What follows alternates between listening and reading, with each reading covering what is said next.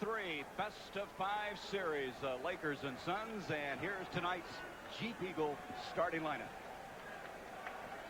Dumas starting the second game of the 3 games, going against AC Green, who's averaged 11 rebounds in the series thus far. Well, I think that that's a tough matchup for AC Green, although he has the kind of athletic skills where he can play a variety of positions. He can play the power forward. He can also play the small forward. Paul Westphal still seeking his first playoff win. 62 wins this year. That's the most ever by a rookie head coach. And Randy Funn in his first year at 41 years of age. And what a surprise his Lakers have been. 2-0. And they could wrap it up here tonight.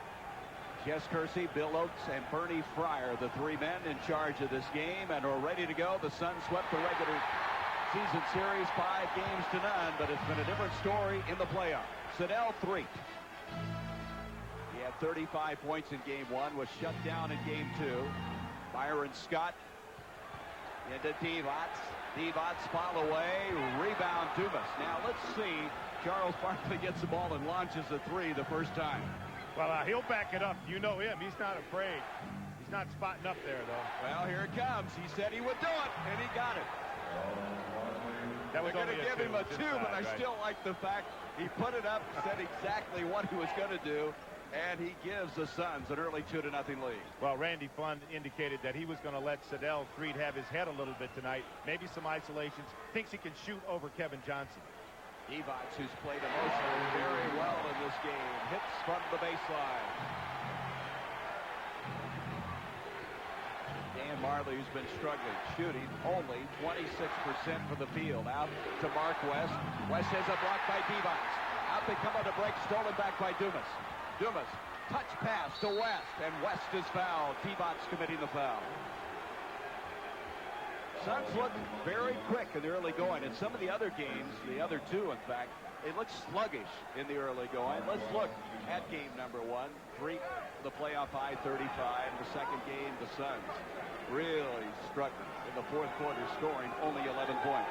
Well, in game 1, Sedell Threatt had an unbelievable night, I believe, 17 out of 24 from the field. But he had Miguel Knight guarding him and Frankie Johnson, and he was able to run the screen and roll and get free and shoot over those guys. In game 2, they made an adjustment, and they double teamed Sedell Threatt. The Suns took the ball right out of his hands, made him give it up. He didn't score well at all in game 2. Well, Mark West, who's not a good free throw shooter, gets both of those. He came in here shooting only 52% from the line. Eldon Campbell, who has defensed Charles Barkley so well, and here is Threatt setting it up. That'll be a 2. Barkley the rebound. Kevin Johnson did not play in game 1. The Dumas slashing inside. We have a jump ball. Good defense by the Lakers. Well, even though Kevin Johnson had a great shooting night, 6 for 10 from the floor in game 2, let's take a look at Eldon Campbell here. Comes across, shows size, gets that long left arm out there. Jump ball. And at 6'11", he gets a tip against the 6'7" Richard Dumas. KJ held Sedell Threatt for 4 of 10 from the field in game number 2. And inside, Mark West tangles up with Divac and commits the foul.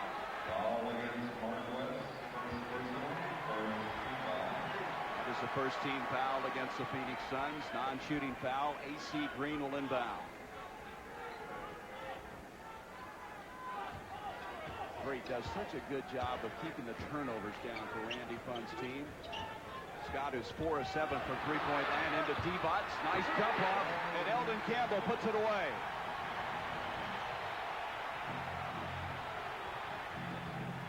Dumas trying to go baseline. Behind the back, somehow Marley comes it out of there with it.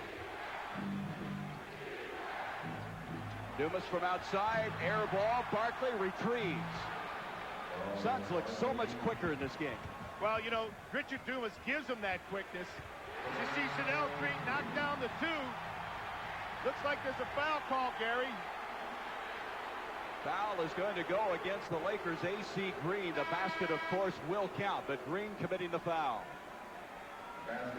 Richard Dumas in game 1 took a lot of bad shots. Paul Westphal stayed with him. I thought it was a factor in the outcome. I thought he was nervous.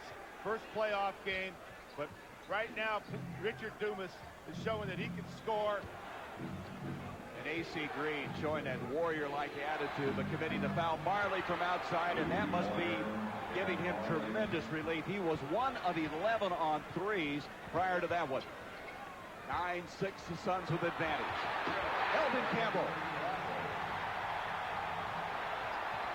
Boy, some people feel that Eldon Campbell still could prove to be a force in the NBA with his athleticism.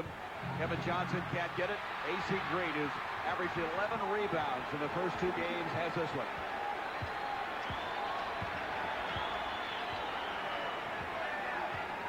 This is a play they run about 25% of the time. They call it 5 up. They try to go inside to Vlade Divac.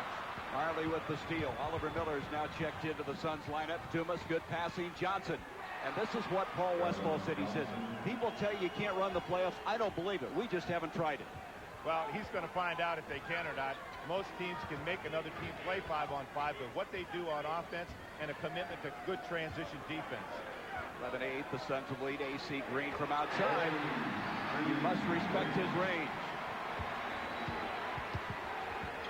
Marley will take it inside. Up to Dumas. Baseline, and that's his slashing ability. His ability to play above the rim. Well, Richard Dumas is some kind of rookie. Sometimes he does things that you don't like, but this is his first year. Suns by 3 in the early going. The Suns must win to extend their season and get it to a Game 4 Thursday night here in the Forum. Campbell, little jump hook. The guy from Clemson has some ability. He has 6 points. Gary, that's a very difficult matchup. No way Richard Dumas can guard Eldon Campbell inside. On the other end, it's a quickness mismatch. And Dumas a little out of control on that drive.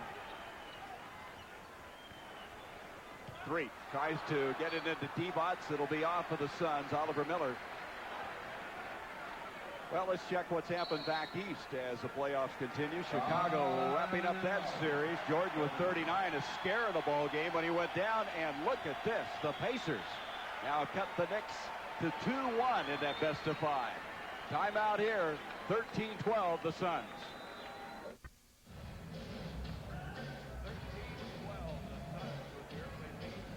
7:29 to go in this first quarter of play. And thus far, Eldon Campbell shooting very well. He is 3 of 3. Watch this move.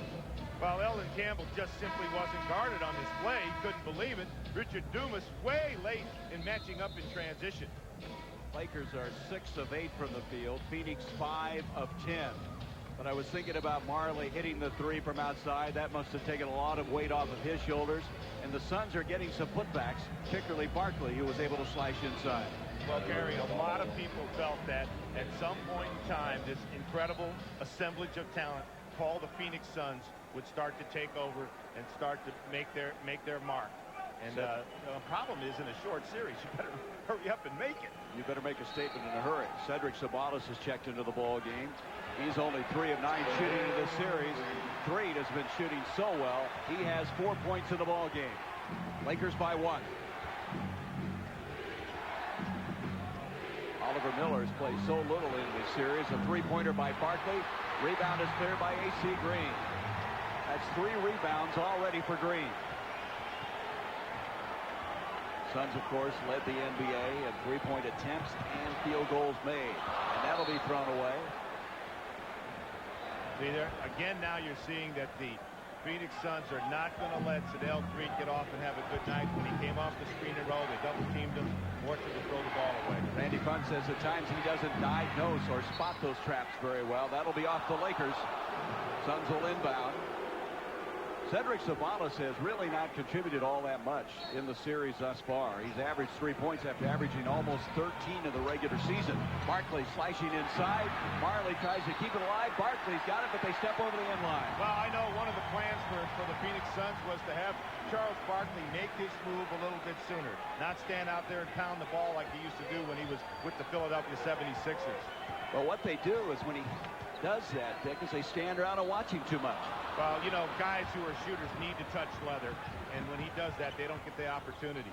Sabalas on the breakout, and they've already gotten more layups than they've had the entire series. They just haven't been able to get those layups, get the ball out, and break up the floor. Suns by 1.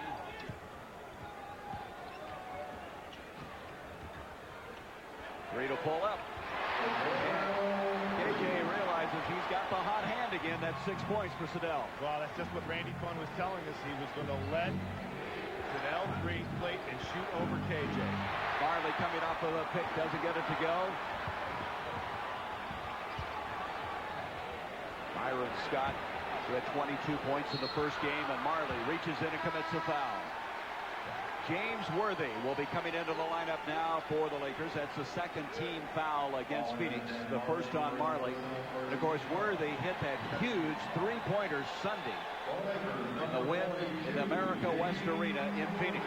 Well, you and I were talking about the fact that James Worthy will take big shots, always has taken big shots, but really in this series is only shooting 31%. Really making KJ work hard, working through some picks. Worthy comes in and loads it up and scores. Not a bad way to hit a ball game, huh? Barkley, a two. Marley with the rebound. And stolen from behind, but then Threet stepped out of bounds. It'll be Phoenix's basketball. Boy, this is an interesting game of matchups. Now you see Cedric Ceballos down trying to guard James Worthy. Early in the game when James Worthy is fresh, that's a tall order. Oliver Miller, who has not scored in the series, takes it up and is fouled as he tries to take it to the hole. Miller has not played that many games, or I should say minutes, 14 minutes in the first two games. Well, Mark West has not played well in this series, so Paul Westphal says, I'm taking a try at Oliver Miller. Oliver Miller, when he was at Arkansas, everyone knew that he had talent, but he had a tremendous weight problem. He's gotten it under control, and he's become a really outstanding rookie. No more fat jokes about him. He lost close to 40 pounds. Now, what they have done is Mark West has come back in, so they'll have both Miller and West in the lineup. Seattle in that series 1-1 with the Jazz. You just see that score. So Miller and West in the lineup together. That's something they were doing late in the regular season. Well, I think against this Laker front line, they have found that they are getting out-rebounded and they are giving up a lot of easy shots. Lakers shooting 49% in this series. Eldon Campbell had a blocked Oliver Miller, who's like a 7-footer because of those long arms. And an excellent passer. There's D-Box, a pass intended for Mark West. Byron Scott. Sabonis over the back. It'll be a loose ball foul. Cedric trying to go over the back of D-Box, committing that foul, the third team foul against Phoenix. Second foul. They're going to give that to Mark West, not Sabonis over the back. West inside. Well, Vlade D-Box averaging 15.5 points a game, 11.5 rebounds, and 3 blocks. But an overlooked fact is he's also averaging 6 assists per game in this series. He has really stepped up his game. AC Green back in the lineup now for the Lakers. Scott baseline, and Ainge, who just checked in. Danny Ainge got a piece of it, committing the foul as Barkley comes in. You know, the Suns are the shortest team in the playoffs. 6'3" average. Look at the Lakers, 6'7". Well, that lineup that they play when they have Ainge, they have Marley, they have Barkley, they have Chambers, and they have KJ is their most vaunted lineup, and that's one of their shorter lineups. And you see the playoff experience, 13 rings as opposed to 2. Those 2 represented by Danny Ainge when he was with the Boston Celtics. Here's D-Box. Rebound by Oliver Miller. 18-16. Lakers, Barkley inside, and a reach-in foul on Byron Scott. 14th foul now against the Lakers. 4:28 to go in the first quarter. Well, I don't think there's any question that the Phoenix Suns are responding to what Paul Westphal wanted. He said, hey, we can run in the playoffs. That's a myth that you can't run in the playoffs, and we're going to find out. But it sure looks like they're trying to accede to their coach's whistle. Suns are not shooting well from the free throw line in the playoffs, shooting 65%. That's 10 percentage points below what they did in the regular season. Barkley coming in here with a 26-point average and 18-rebound average in the first 2 games. He has 5 points tonight. And if anybody has felt some pressure in the playoffs, it's been this guy. The Suns got him to take them to the next level. Well, I don't think at the end of the year, Gary, that anyone didn't think that was one of the best trades ever made in this league. 62 wins in the regular season is phenomenal. Worthy backing in on Sabonis. Oliver Miller tries to come up with an AC Green's got it, and he's fouled. And that is the tenacity of AC Green. He will battle you for every loose ball as we have 4 minutes, 13 seconds to go in this first quarter. The Lakers trying to wrap up this best-of-5 series, leading 2 games to none. We're all even at 18. I'm Gary Bender along with Dick Versace from a sold-out Great Western Forum in Inglewood as AC Green now goes to the line. That was a 15 foul against the Suns. Green, a 74% free throw shooter. And he has the longest string of straight games, 568 coming in here. Second is Mark West for Phoenix. Divac comes out, Eldon Campbell back in. Randy Quinn said that he likes to shorten up the rotation when it gets to playoffs. That's a la Pat Riley. I'm sure he learned that from Pat. He's had pretty good success with it, I should say. Phenomenal success with it so far. But I do think the fact that James Worthy gets tired could be a factor. Miller loves to throw that baseball pass. It doesn't work there. Scott takes it to the other end, out to Worthy. Passes up the 3. Look at KJ and Siddell going after each other. Reach around, KJ.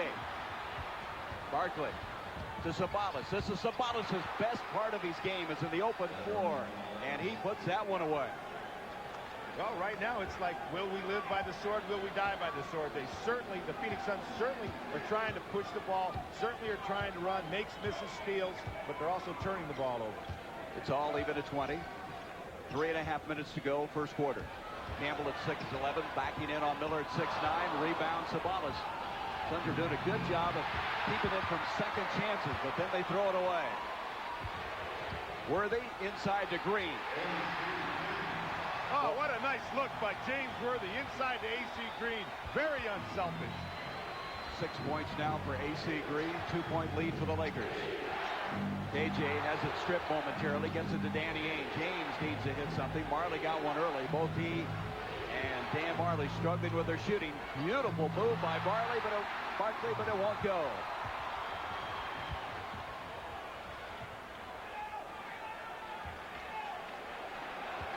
Barkley is 2 of 6 thus far in the ball game after starting out with a 2 the first time down the floor. 5 seconds on the shot clock. They double on Campbell. Sabonis doing a good job on the defensive boards. Kevin Johnson will pull up. Barkley is there, put back. Seemingly everywhere in this game on the offensive boards. He has 8 points in the ball game. Well, he's using his pregame strategy, and that was to make the quick move. He's missed a couple easy shots that time. Nice offensive rebound, Charles Barkley. Worthy on Sabonis. He has such an advantage in height. Worthy at 6'9". Sabonis closer to 6'5". KJ penetrating inside, and he's fouled. This is the one thing Paul Westphal wanted, is to get KJ penetrating inside, creating some problems. He did there. The Lakers by 2. Tomorrow, a doubleheader, the NBA on TNT, the Celtics and Hornets. And, of course, the Hornets leading that series 2-1. And then also at 10:30 Eastern, the Rockets. Very impressive last night, winning in the sports arena of the Clippers. They lead that series also 2-1. Dick, let's look at some defense. Well, Paul Westphal said, we want to run. In order to run, you must step up your defense. Look at KJ with the wraparound steal. Out to Charles Barkley. Power forward extraordinaire. How about a little dish off to that man, Cedric Sabonis. Tell you, Barkley has involved him on those breaks. He's trying to get this whole team involved early as Kevin Johnson now will go to the line. Tony Smith has now checked into the lineup for the Los Angeles Lakers. Third-year man from Marquette. Kevin Johnson, you can see what he did in Game 2. He did not play in Game 1 after injuring his knee. Also injured his ankle a little bit in that second game on Sunday. Well, the interesting thing is how he injured his knee. It was on the play that came off the backboard in the Portland Trailblazer game, and he jumped up to celebrate with Charles Barkley. Their knees smashed together, and KJ was out for 10 days. Suns come out trapping. Lakers read it well. Eldon Campbell, that little jumping one-hander. Oliver Miller tips it out. Tony Smith comes up with it. Smith gave him some good minutes on Sunday. 1:35 to go, first quarter. Campbell will take the rookie Oliver Miller. Miller held his position and comes up with a defensive board. Danny Ainge. Ainge cuts in, and they are running the ball, Dick Versace. Oh, they certainly are, but that was just poor transition defense by the LA Lakers. They lost possession of the ball below the opposite free throw line. That gives you plenty of time to get back and get matched up. First 2 points for Danny Ainge. The Suns by 1. Worthy. Right now they're making awfully difficult moves, some difficult shots, and they're not going. They being the Lakers. Here comes Sedell, 3-pack.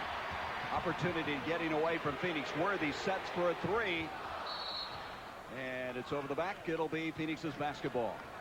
What's interesting to see is that when the Lakers miss a shot, there seems to be like a little bit of a disappointment lag, and they're all kind of hanging at the other end, and all of a sudden Phoenix explodes into the offensive end. Well, this is the reason they led the NBA in scoring. As Kevin Johnson went down, I wonder if that knee bothered him there, Dick. He's getting up, grimacing a little bit.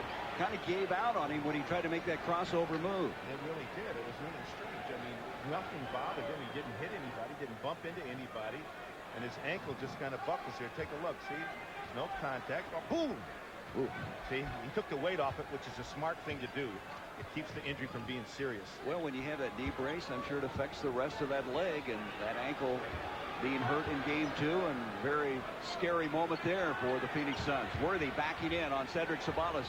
Rebound. They're doing a good job of not allowing them to follow, get the second chance. Here is Kevin Johnson penetrating. Well, the reason they're able to do that is because they're playing the Lakers one-on-one. It's an interesting thing. When you play one-on-one, you always have a chance to get the rebound, hold a team to one shot. When you double team, your rebounders are way out of position. Lakers have hit only 3 of their last 15 field goals. AC Green from the corner as this first quarter comes to a close. And so the Suns enjoy a 3-point lead after 12 minutes of play. Phoenix trying to get this to game number 4 Thursday night.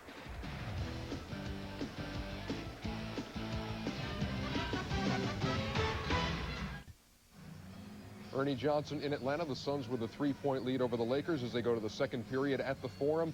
Meantime, how about some bonus coverage of Seattle and Utah? About 2.5 minutes to go in the game. 3-point lead for the Jazz in game 3. Let's turn it over to Kevin Calabro and Wally Walker.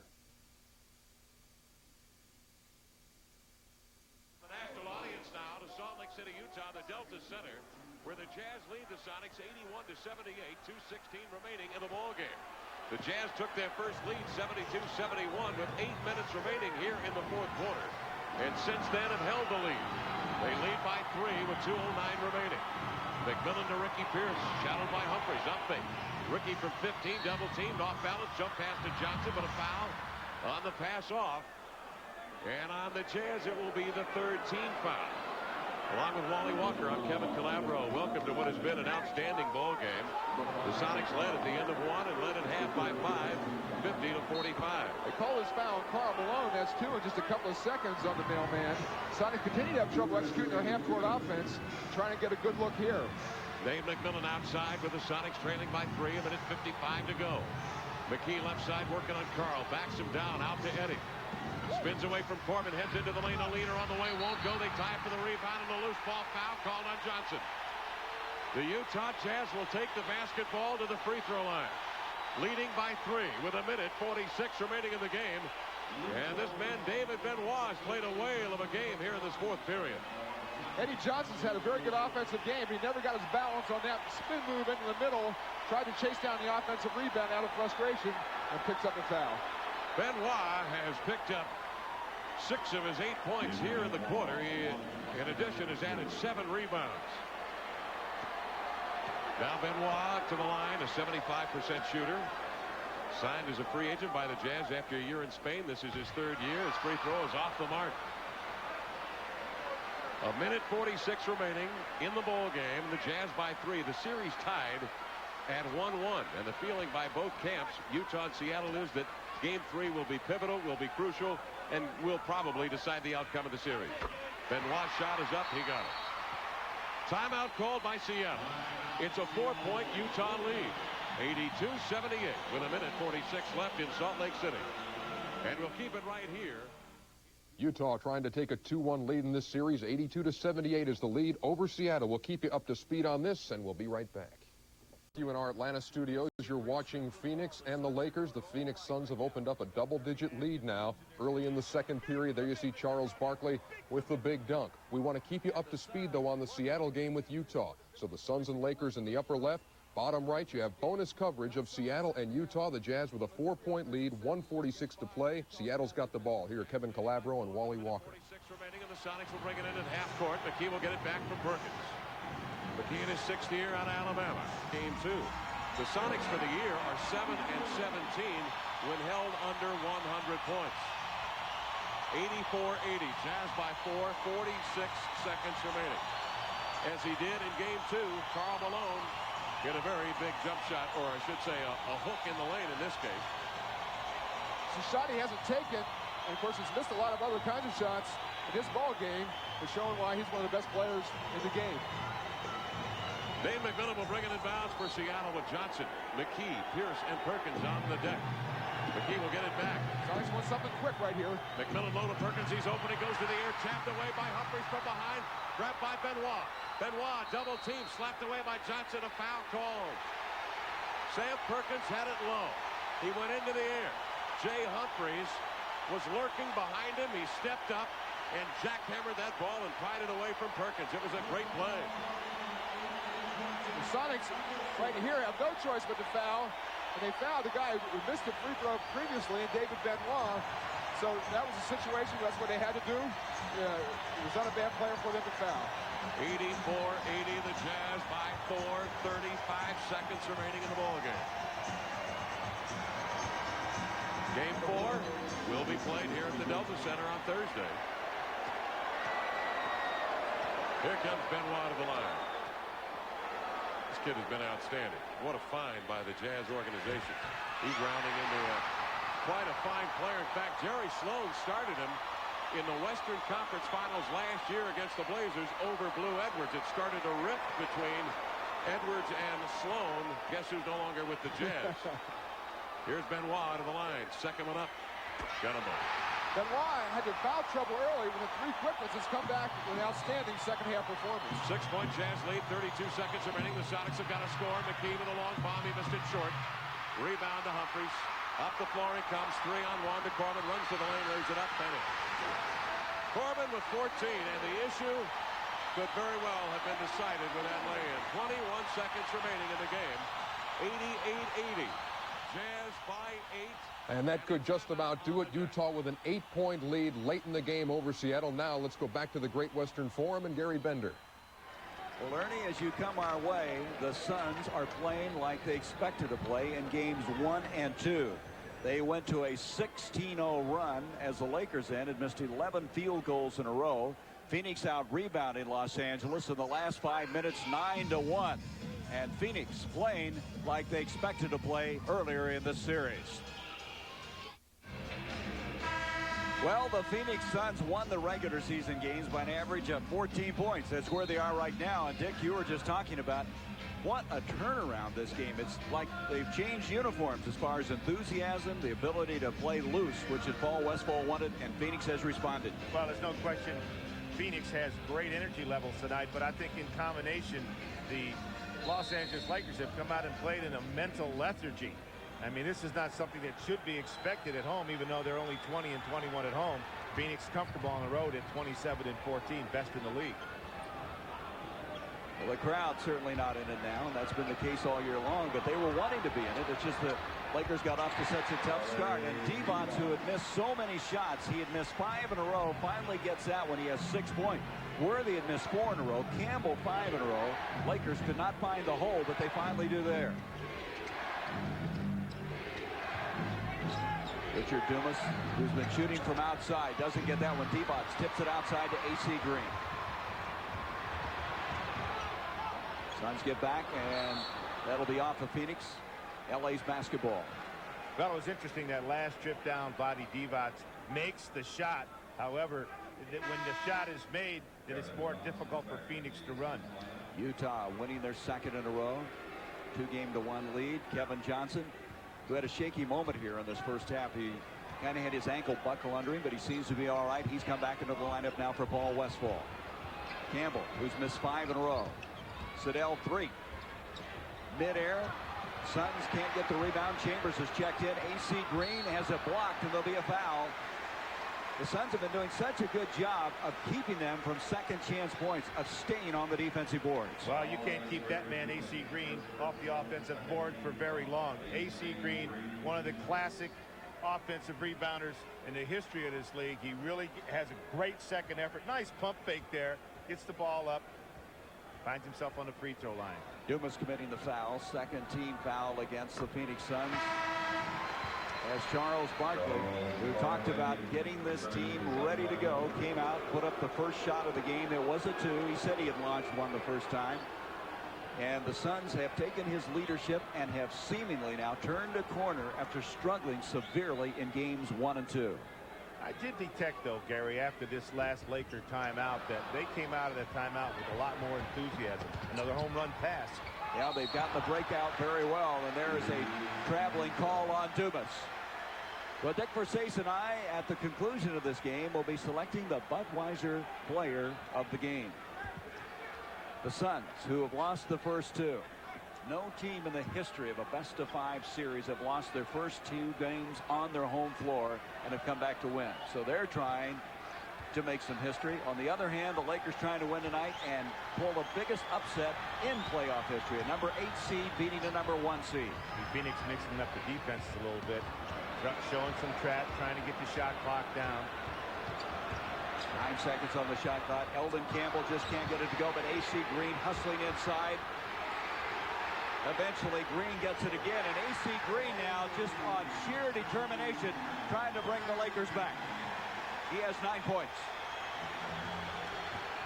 So that 14-point lead being whittled down. Mark West gets it out to Barkley. Barkley wide open. Eldon Campbell got a hand on it. A.C. Green comes up with it. A.C. Green has 9 rebounds now to go with those 9 points. You were right, Dick. You see a little different spark now in the Lakers. Divac from the corner. How about that? Oh, no. Eldon Campbell over the back. Loose ball foul.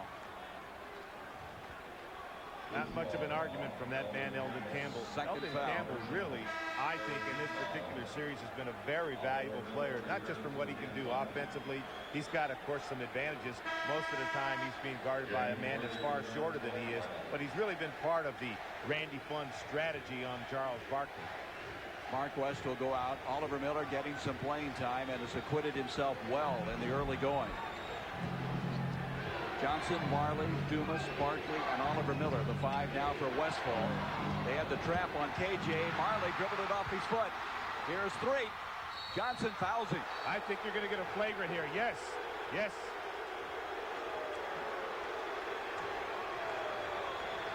I mean, that's a little atypical of KJ.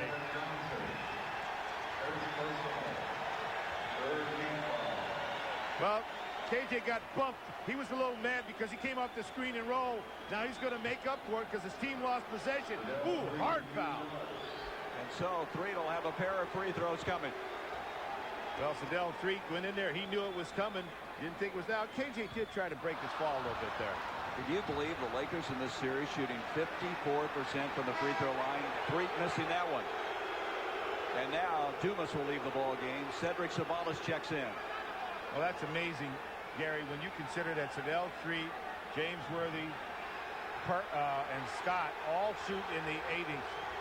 They're just not getting the right guys shooting the free throws. I tell you, that foul by KJ, the flagrant foul, has gotten this crowd back into the ball game. They had really gone quiet when the Suns had pushed it to a 14-point lead, and now they're back in it. And so now the Lakers will inbound as Threed hits 1 of 2.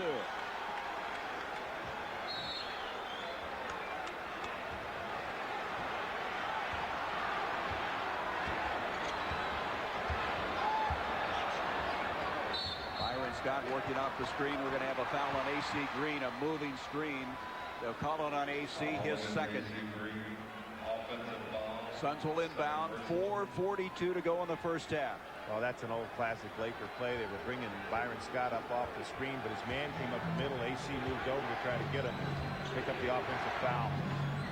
So Frederick, Suns are doing a good job with their spacing in this game, Dick. Well, they always do. I think that's one of the reasons that they're so effective, because they always have the threat of the three-pointer.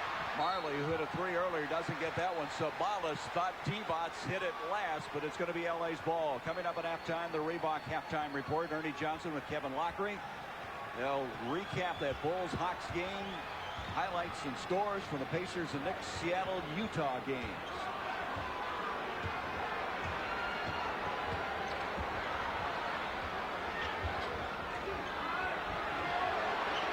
AC with a three.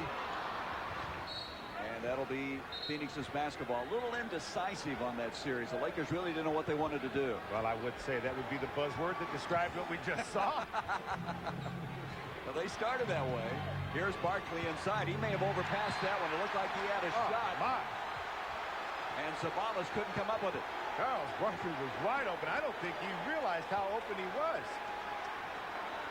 So the Suns, who are really playing efficiently, all of a sudden now start to fall back just a little bit. And the Lakers may be picking it up after they had such a miserable start. Here's Divac. Nice spin move. See, those are the same shots that Divac was missing earlier in the game. And, of course, now when the shot is made, the Phoenix Suns can't run or don't run. Divac with 8 points in the ball game. You can see how they're extending the defense on Marley. They respect his range. Barkley inside. He missed it. An easy shot for Barkley. He was 8 of 24 in the game Sunday against the Lakers. Nobody's picked up three. Wide open. Those are the toughest to hit, aren't they? Wide open like that. Please guard me. Yes. Here's KJ. Back to Barkley. And all of a sudden, the Suns have gone to sleep. They, efficiency-wise, have really dropped back. Randy Funn was telling us that you control the tempo of the game by what you do offensively. And when you can get the ball inside and get great, easy little shots like that, you cannot run on shots that are shot from 2 feet. Paul Westphal is going to get a timeout. The Lakers have surged after trailing by 14. They now have cut it to 4. Well, the Lakers, Dick Versace, on a 12-2 run. We're going to show you why they've gotten on this run. Well, Gary, sometimes it's just a bad day at the office. Charles Barkley goes in, which that's a no-brainer for him. Nothing. Good second effort, nothing. How about getting back in transition? Little hustle, try to get matched up. No, boom, bang, hits his own man. Got to go to the other end now. Another bad day at the office. Well, let's see if I can get involved here. Oh, no, can't find the handle. Tough night, Charles Barkley. Suns had a 16-0 run earlier in this ball game, and now LA on that 12-2 run.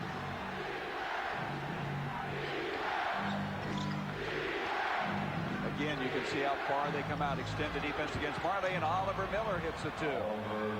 Well, Oliver Miller has come back into this game and has really looked like the Oliver Miller during the regular season. He had not scored a point in 2 games and has come in and contributed already more in this first half than he did in the first 2.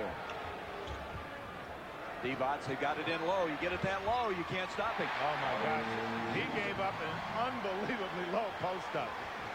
The hardest place to guard a man in basketball is where you saw Vlade Divac catch the basketball. 12 2 points feet in front of the rim.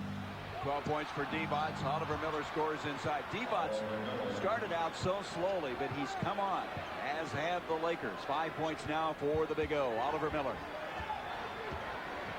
47-41. Phoenix. A minute 43 left in the first. In the first half of play. Worthy backing down on Sabalas.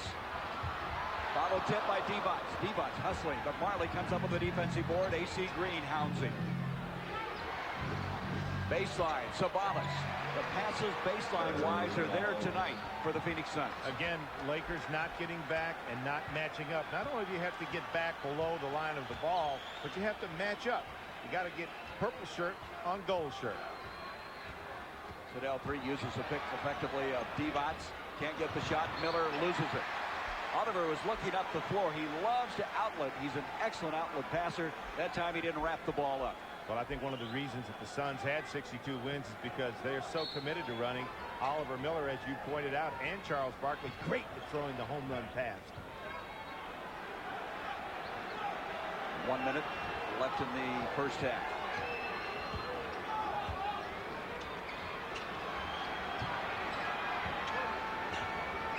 Into D-Bots. He got Barkley on his hip. That's all he needed, but he couldn't get it to go. Barkley rips it down. He had Barkley where he wanted him. KJ pulls up from outside, and Kevin Johnson, feeling he was held on that play, now has 7 points in the ball game after having 14 points and 16 assists on Sunday. 3 with a 3. He could shoot this team back in this one in a hurry. Well, he's certainly capable of it. Unbelievable game in game 1, 17-24. KJ is going to have to be a factor for the Suns. 10 points now for 3 as you see the time winding down. 10 seconds on the shot clock. Kevin tripped, hits hard, and he's fouled by 3. Kevin Johnson had such a tough time staying healthy this year. He's missed 33 games, 31 of them by injury, and now the Suns want a 20-second timeout. They will take a 20-second with 9.5 seconds left in the half. That foul on D-Bots was his second. I think if the Phoenix Suns are going to keep their playoff and championship hopes alive in this particular ball game, it's going to be the KJ factor that's going to make the difference. Now, you just saw Kevin Johnson split a double team, got fouled, got knocked to the floor. He is capable of doing that a lot more than he has. Now, he has come off of injury. He was 6 out of 10 in game 2, had 16 assists. You can't complain, but you know what? You got to lean on him, and you got to ask him for more. Well, he hasn't been getting inside the defense, and what happens, Dick, as you very well know, when you don't penetrate like that, you have guys standing around a lot, and that's the problem. If Barkley would get the ball, they'd watch him. Well, if KJ will penetrate and finish as well as dish, then he's a double-barrel shotgun. Well, you can see the Suns doing a much better job. 3-point shooting, which has been one of their mainstays all season long. You see the time remaining. Shot clock, of course, is off as Kevin Johnson will inbound.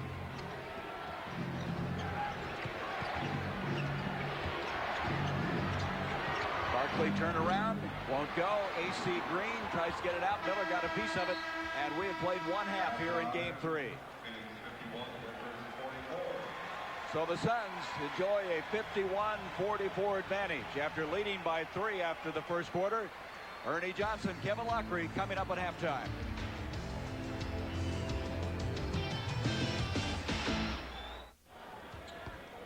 Well, it's been a game of surges.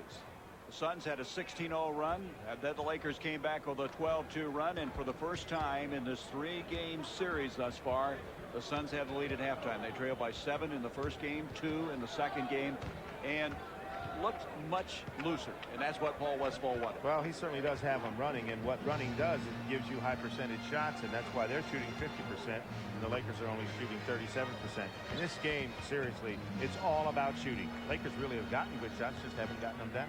Well, they're only shooting 37.5%, but let's show a breakout. Let's show how the Suns were running the ball, something that wasn't evident in games 1 and 2. Well, they have so many people that can lead the break. Here's Danny Ainge, who can play off guard or point guard. How about this nice read to Charles Barkley for a sweet finish.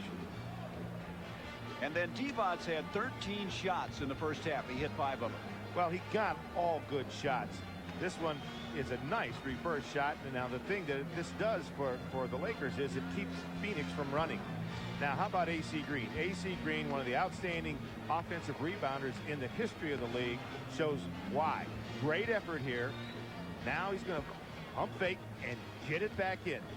Well, he had 10 rebounds in the first half, 4 of those offensively, and that just shows the perseverance of AC Green. Look at the guard scoring. Boy, the Suns are getting no scoring from the guards in the first 2 games. Well, right now it's 19-13, and Sedell Freed is kind of quiet, and he needs to pick up the scoring. I haven't heard much from Byron Scott either. And then you see the points off of turnovers. So the Suns doing some things that they expected to have happen when they started this series way back on Friday night. They looked like the team that had won 62 games, the most in the NBA this year. Well, you might wonder if you look at the shooting percentage for the Lakers, 35% in the second quarter. Actually, that's a little misleading because they did pretty well towards the end of the half. They were just abysmal at the beginning of that second quarter. Well, AC Green really on sheer determination kept the Lakers from losing contact in this ball game. It looked like this game might get completely away from them. Well, Gary, I think we really have a new game here in the second half. A 7-point differential in this league is absolutely nothing, as you know. And I think that the Lakers have to be feeling a little bit better about themselves the way they ended the half. Barkley started it all with a jumper from outside. Al Davis, and by the way, on TNT, game number 2 in the regular season, we'll have his Raiders going up to play the Seattle Seahawks. Maybe Rick Meyer will be starting a quarterback, and he'll have Jeff Hostetler at quarterback. You never know with Al Davis. You know, I spoke to Al before the game. He told me a very interesting thing. He said that he felt that if the Lakers would have kept Sam Perkins, not made such a commitment to playing the young kids, that they really were a team that he thought that would have a chance to come out of the West and be in the finals. Well, he loves this game. Yeah. He loves basketball. Oh, I know, but that's a strong statement. Yep. So Eldon Campbell, who went through a streak where he missed 5 straight shots, has had some powerful moments in this game. In game number 2, scoring a total of 15 points. And so the Suns enjoying the first lead that they've had at the halfway point in this best-of-5 series. Oliver Miller is starting the second half instead of Mark West. Dan Marley from outside. Miller tries to tip it outside. It'll be off of the Suns. Well, it's pretty evident that the Suns came out and they wanted to get the basket on that trip. They really showed good patience. They looked inside to Barkley. They ran a little passing game. Ended up getting a shot for Dan Marley. He was pretty well covered. Well, Oliver Miller with 5 points and 5 rebounds earned the starting nod here in the second half. The rookie from Arkansas. AC Green into Eldon Campbell. Miller trying to use that body of his to keep him away, but he cannot stop the 6'11 Campbell. Well, Oliver Miller cannot give that deep post up. He's got to start meeting him out on the floor and drive him out into the wood. He can't post up in the paint. Dumas from outside, and Dumas answers at the other end. Richard Dumas had 6 points in the first half, 3 of 9. It'll be interesting to see if the Lakers, Gary, can bring the pace of the game back to the way they need it, the way that was so successful for them in the first 2 games. Greet using a pick by Divac. KJ able to shake through it. Here's Divac ducking inside, out of control. Dumas got a hand on it. Dumas led all the rookies this year in steals, has great anticipation. Kevin Johnson using the glass, won't go. AC Green with yet another rebound, his 11th. I'm going to guess that the shooting percentages in the second half are going to go down because I think the basket is going to start to look like a thimble and the three-point line is going to start looking like a Canadian border. And you wonder if the Suns could get those layups they were getting in that first half, which helped their percentage. 3 seconds on the shot clock. AC Green can't get it. Barkley with a rebound. Good defense that time by Phoenix. Dumas breaking out. He'll take it to the hole. Goaltending on Byron Scott. Dumas has 10 points, and so a guy who had 18 points in 24 minutes on Sunday has come back now and played very well here in game 3.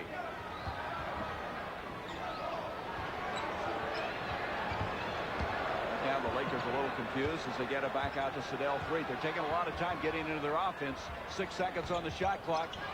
Freet can't get it. Campbell with the rebound. Down low to Divac, and he is fouled by Oliver Miller. A little tentative there. Looked like they weren't real sure what they wanted to accomplish. Well, what they were doing is they were searching for the matchup they wanted. This has gotten to be strictly a matchup game. We talked about it in the first half that this was going to be the kind of a game where matchups were going to be absolutely crucial because you have one team that is very big and one team that is very small but quick. So on the one hand, Phoenix likes to take advantage of their quickness matchups, and the Lakers try to take advantage of their size matchups, and they were trying to get Eldon Campbell inside, but Gary used up most of the shot clock. Worthy comes in, Campbell leads, and also going down to the ball game is Oliver Miller. That was his 3rd foul, so Mark West comes in for him. Miller started 1 game this year for the Suns. West, the veteran, the guy they call Big Daddy. There is Oliver, some 35 to 40 pounds lighter than when he left from Fayetteville, Arkansas. Lakers continuing not to be very impressive at the free throw line. We mentioned 54% in the first 2 games. Kevin to the slashing Mark West, and he is fouled. And Divac now is down. Looks like he caught maybe something in the eye area or forehead. First team foul on the Lakers, and Worthy picking up his second foul. We think it's an elbow to the eye. He may be bleeding, and if he's bleeding, he has to come out for a play. Let's take a look and see what happened. KJ penetrating, jumps in the air. Oh, and it was his right elbow caught Divac right in the right eye, right above the right eye, and he is bleeding. He is. They have the gloves on,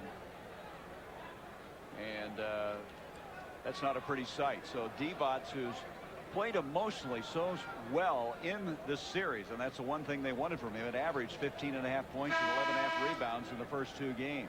Well, it's an interesting thing. Lottie Divac has not had the kind of emotional year that they wanted out of him. He has played well in the playoffs, brilliantly, I would say, in the playoffs. But he needs prodding from his teammates to get going. Now you see Kevin Johnson coming in. I mean, he catches him hard right there.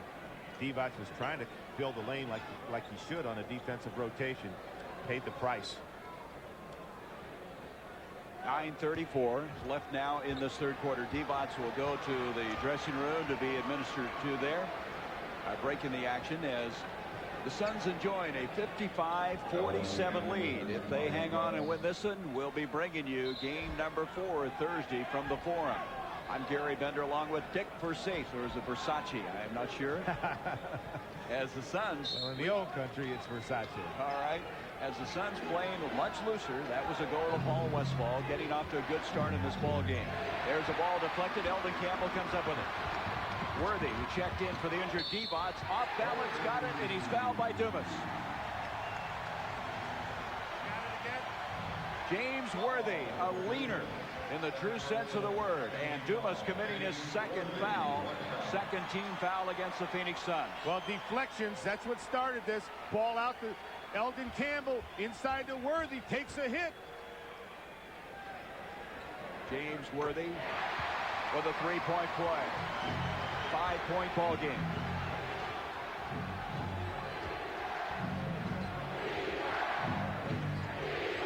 Pick and roll. They have to come back out to Barkley. Barkley taking it inside, out of control a little bit, but he draws the foul.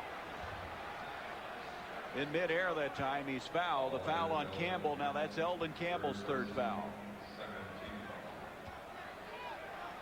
Charles Barkley, a 77% free throw shooter. He has had MVP numbers this year. 5th in scoring, 6th in rebounding, 18th in field goal percentage.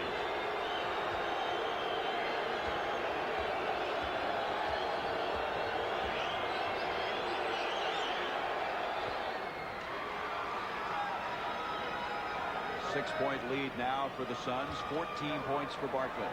Barkley had 21 rebounds in game 2. That tied a playoff record for the Suns. Yet he felt like he didn't play well. Well, what would be interesting is if in these strategies that these coaches are using against each other, Randy Funn said, all right, let's make Charles Barkley get 50. He often doesn't score that many because he does so many things for the Suns.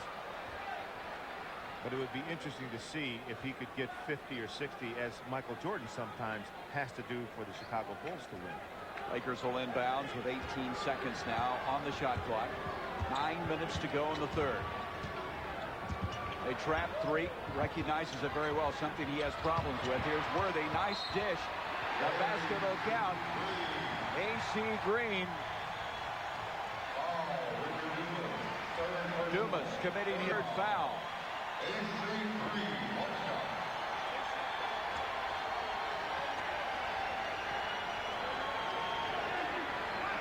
Well, Randy Funn told us that he believes in this guy. He believes in James Worthy. Wonderful little shovel pass inside to AC Green. Takes the hit.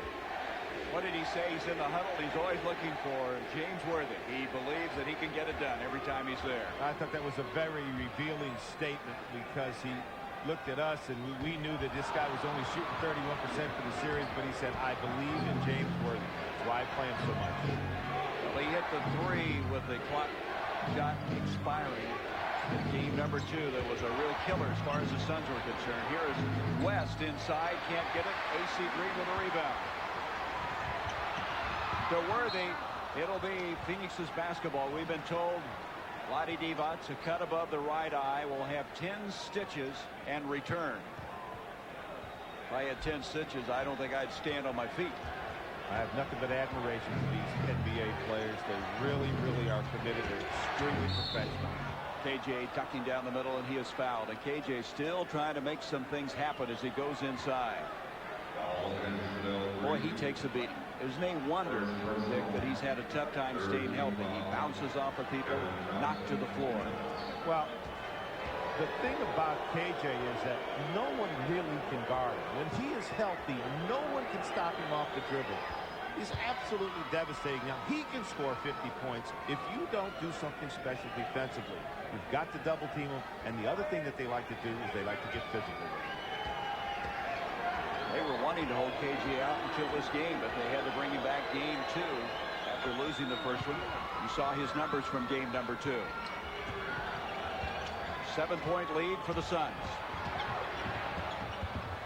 3 from the side. Barkley comes down with it. 3-on-3. Barkley's going to try to take it in. Green had a hand on it. Barkley reloads it. Good second effort by Charles Barkley. He has 17 points. Well, the Suns have a new strategy here, and that is to extend their defense, run a trap, and try to dictate where the ball should be thrown rather than let the Lakers take them inside and take advantage of their post-ups. So the Lakers ask for a timeout. Green a little shaken up.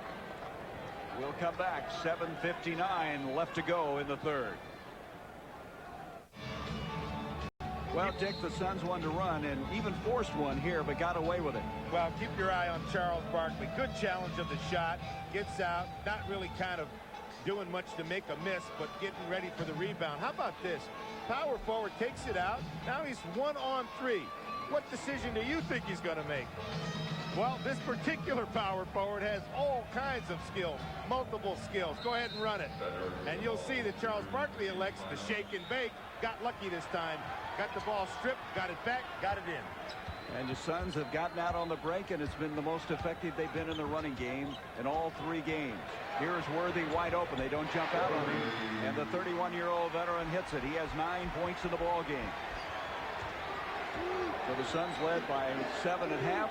And that's what they enjoy right now. Kevin Johnson, midair. Nice defense by A.C. Green. Byron Scott's been very quiet. This will be a 3. Worthy with the offensive board. Scott will try again, and he gets this one. He had only had 1 field goal attempt prior to that flurry of 2 right there. Scott, after the 22-point game in game 1, been very quiet here in game 3. Well, he better light it up because Kevin Johnson looks like he is ready to go to work. He ducks inside, and that will go, and that's what he does so very well. He has 11 points.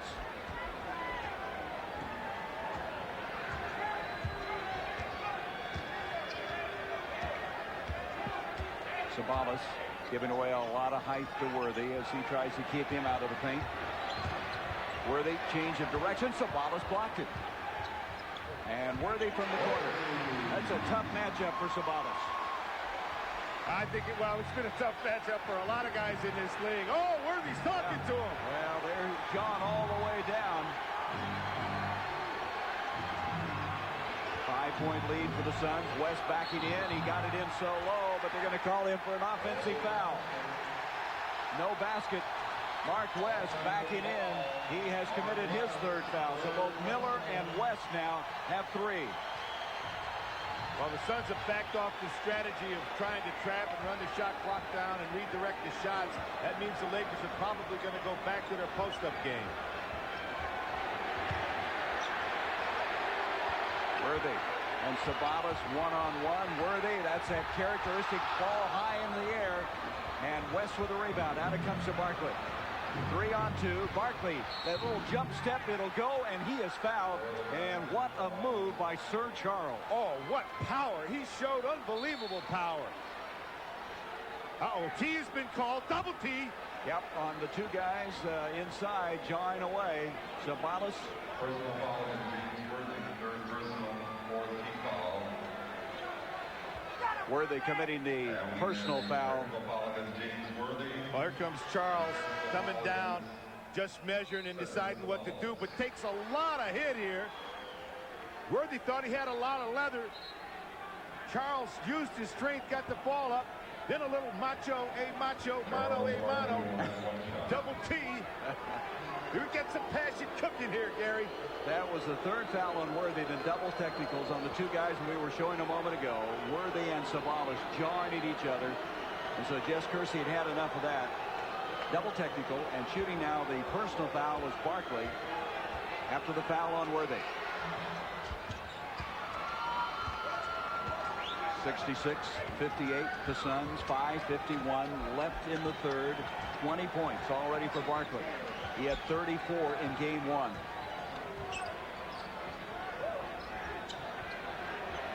Look at this. Boy, these two guys are squaring off, aren't they? Worthy ducks inside. He's showing Savalas some moves. Savalas tipped inside by A.C. Green.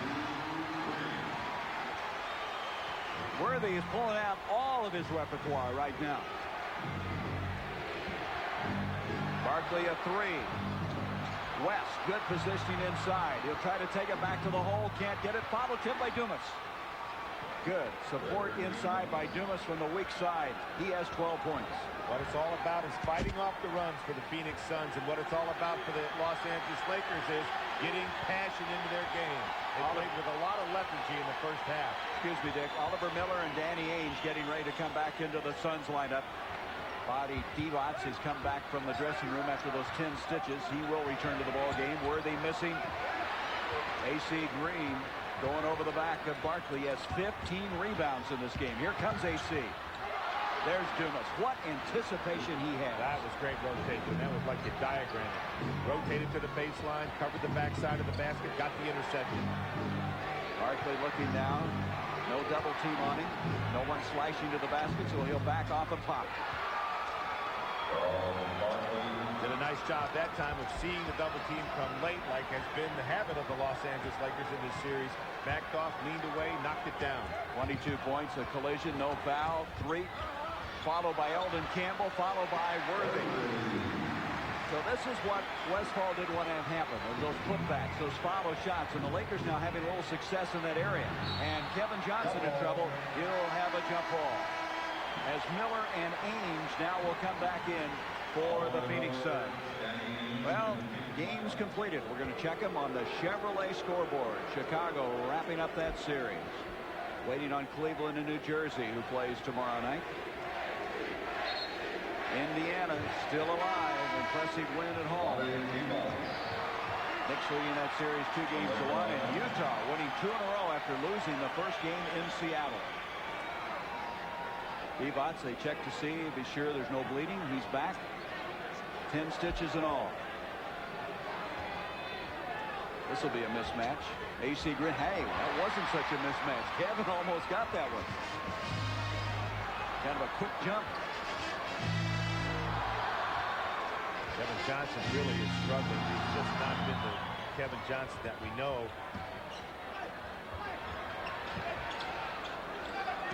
Six seconds on the shot clock. 3, lost it. Divac with 3. Air ball, Dumas. Dumas out to Johnson. 3 to Zaire. He fouled him. Well, they had a collision earlier going the other way. And this time, Sedell 3 comes up with a foul. That is his second, the 15th foul now against the Lakers with 3:30 left in the third quarter. Kevin Johnson turned and looked at Billy Oates and said, wait a minute. The other way, the foul was on me. It was flagrant, 2 shots, possession. How about this time? No go. You know, I do see, Gary, that the tempo of this game, except for an occasional steal and an occasional bust out by the Phoenix Suns, really is turning into the favor, towards the favor of the LA Lakers. It's their kind of tempo. It's a walk it up right now, punch it up inside.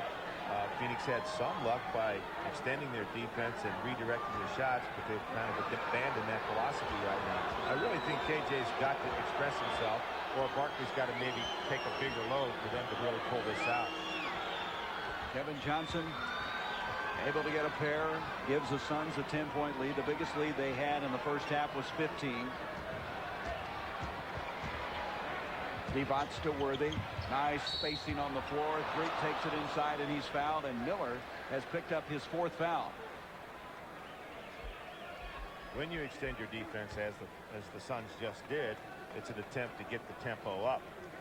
If the opponent, in this case the Lakers, are organized against it, you end up getting very good shots. It's really hard at this stage of the season, this late in the season, to press and be extremely effective. Look ahead tomorrow, another doubleheader on TNT. The Celtics and Hornets. Alonzo Mourning and company. They'll try to win that series, leading 2-1. And then the Rockets, Hakeem with another sensational game last night against the Clippers. 2 games coming your way. So West comes back into the ball game. Oliver Miller with 4 fouls sits down. Splits the defenders, takes it to the hold, and Mark West with a power move. This is the guy many people feel has to have some solid minutes, contribute if this team is going to get where they want to be. And Mark West, big power move that time.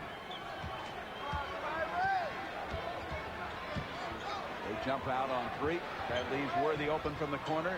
Rebound now by West. 7 rebounds for the veteran.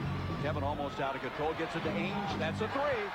And Danny Ainge is hitting. Now remember, Suns were 2 of 19 from three-point land coming into this 3rd game. That's 10 points for Ainge. Ainge is 2 for 2 from three-point land. Divac, hook. Now, I guess his ability hasn't been affected by that cut over the eye. Nice sweeping hook that time. He said Kareem Abdul-Jabbar taught him that. Dumas answers. See, the Suns now are not making every shot such a premium. The first 2 games looked like the weight of the world on their shoulders every time they shot the ball. Well, Paul Westphal must have said something, because I just remarked about the fact that the pace was in the favor of the Lakers, but now they're trying to push the ball. They're trying to get out, take some stop and pops in transition. West with another defensive board, and over the back is Divac. So West has gotten position the last 2 times down the floor. 8 rebounds, 3rd foul on Vlade Divac. And we're going to have a timeout call by the Phoenix Suns. 1:52 to go in the 3rd. The Suns trying to pick up their first playoff.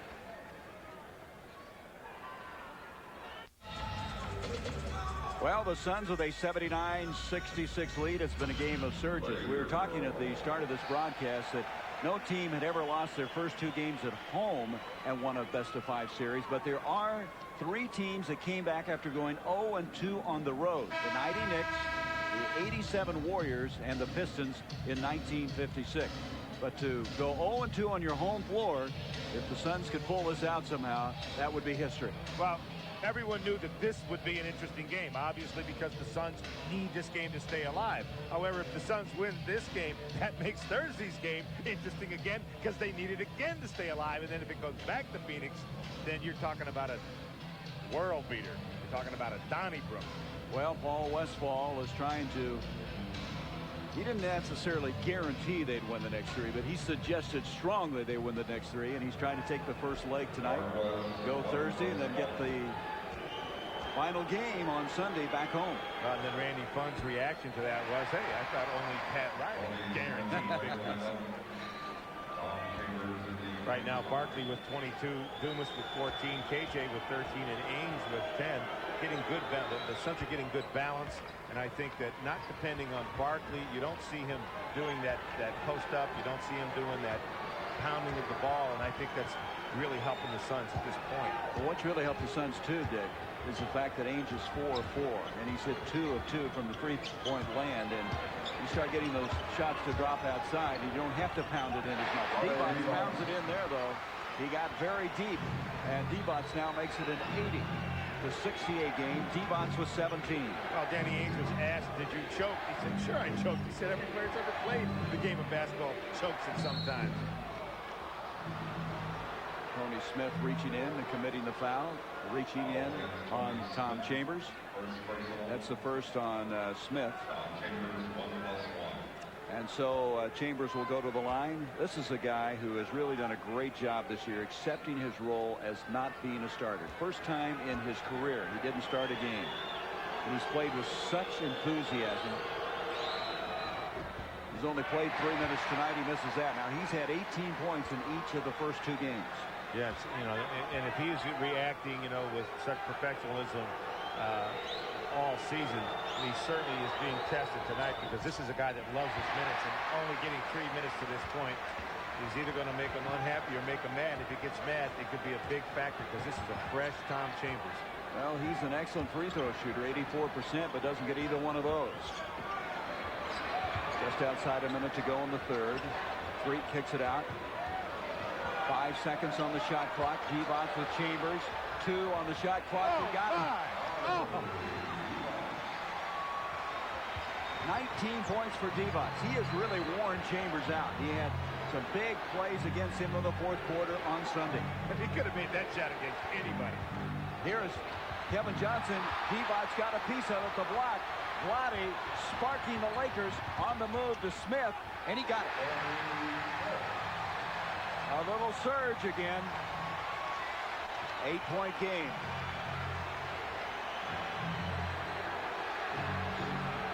Dumas backing in on Sedell 3. Little spin move. Gives it to Chambers. Divac partially blocked to Chambers. Reloads it anew. Possession, 14 seconds to go in the third. And Johnson, what a way to finish the quarter. Nailing the shot. He has 15. Unbelievable. Danny Ainge was spotted up. Dumas missed him. Then KJ. And Divac comes back. And Vlade Divac blows kisses to the crowd. Blows kisses. A three-pointer. And Jess Kersey has spotted a foul away from the ball. So after Johnson looked like he had ended on a positive note, Divac came back, and then Tom Chambers is guilty of a foul, and so with 4.9 seconds, he'll go to the free throw line. Well, Vlade Divac just scored at the other end over Chambers. He likes to see Chambers in the game. Made a difficult shot over him on the previous trip. Comes back with a 3, turn, and does a double blow kiss to the crowd. So Marley comes back into the ball game. Miller is into the ball game. The thing that has to be concerning the Suns is that they have had the game in a good position in the first 2 games with 3 minutes to go, and they got to know they've got to withstand something coming up in quarter number 4 yet from this Los Angeles team. Well, Gary, they've got to fight off the runs, and they've been able to do it the whole game, and I don't think it's going to change much in the fourth quarter. Marley, it'll count. And so both teams with a little flurry here. A little passion from both teams. That's what you were talking about. Marley from outside comes back and answers the 3. It's 85-76. Let's look at it. Well, Dan Marley fakes, little up fake. A lot of time for Dan Marley. Thunder Dan. 12 minutes to go.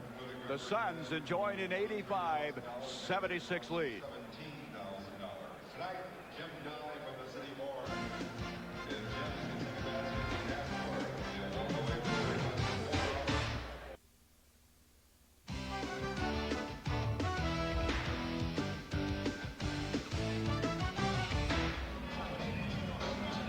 The Phoenix Suns, who have had in this series a bad quarter in both of their first 2 games.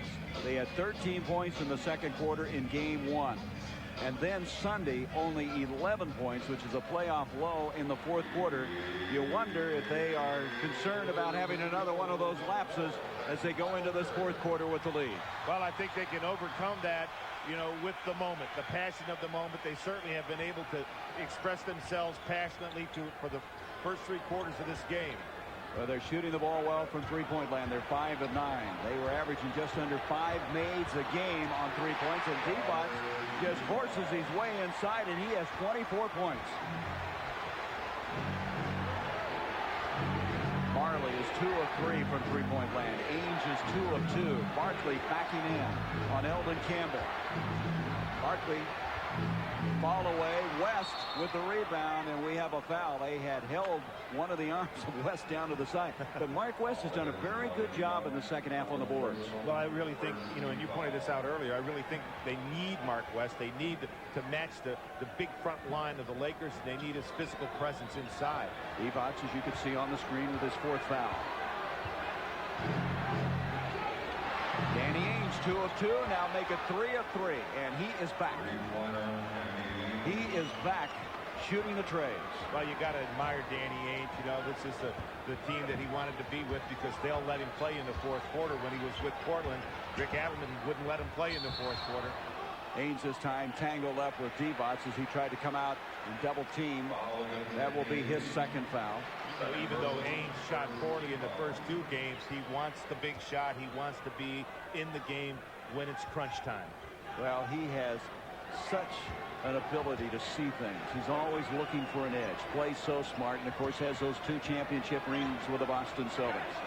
Campbell backing in on Barkley. Again, he's got it so low they cannot stop him. That'll count, and a foul on Barkley. And believe it or not, that's the first foul on Barkley. Well, are you surprised? Yes. Well, Charles let him start too low. That was the problem. Now Campbell gets him in the rocking chair. There's nothing Charles can do. Charles, as brilliant a player as he is, everyone forgets he's only 6'4". So a chance for a three-point play for Eldon Campbell. You see his numbers on the night.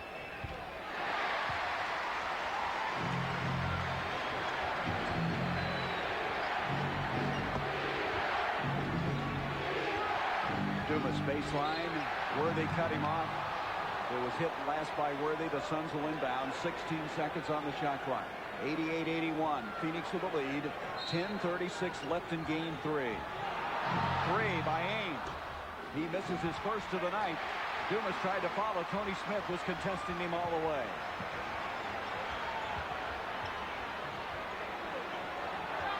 They double on Divac. Christie, the rookie, out of Pepperdine. Fall away. Not there. West with yet another rebound. West with 9 caroms, and there is Christie with a steal. The 6'6 rookie. To Divac. He's fouled by West. And so Oliver Miller and Cedric Savalas will come back in. That is the 4th foul in the ball game against West. Oh, here's the rookie Doug Christie from Pepperdine. They think he can play point guard. That time, good control as he gets the ball over to Vlade Divac. Fouled by Mark West. Danny Ainge on the other end tossed the ball away. I think it was a crucial turnover. Made a very poor choice. So West sits down with 4. Miller comes in with 4. Divac with 25 points in the ball game. There's an old expression in the NBA: hang around, yep, and steal it. Well, that's what they've done in the first 2 games, Dick. That's exactly what they've done. Stayed close, and then at crunch time got it done. They won 13 games this year to lead the NBA, and games decided by 3 points or less. So they have been good down the stretch. Barkley backing in on Eldon Campbell. Can't get it. He's had twice now. One-on-one with Campbell. Hasn't gotten the shot. Well, the problem with that is you've got all the purple shirted Phoenix Suns spaced out so far away from the basket that there's no chance for a second shot.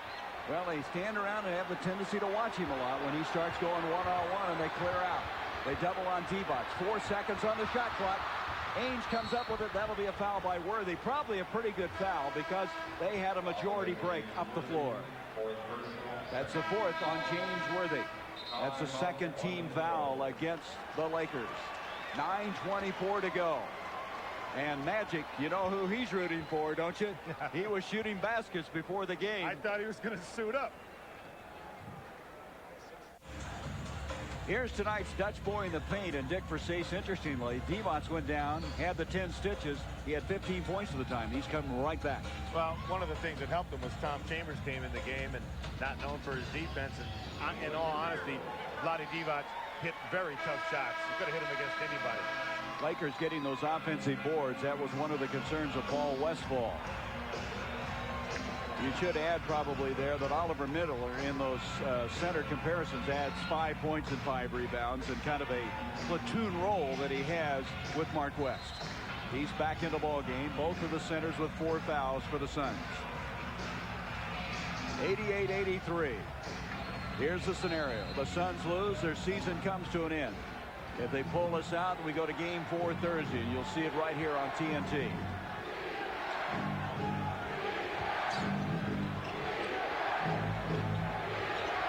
Christie, those long arms at 6'6". Randy Fung thinks he'll be an outstanding defender. Barkley's missed 3 in a row now. You know, he went through a stretch in the 4th quarter Sunday where he was 0 for 7. 8 for 24 for the game Sunday.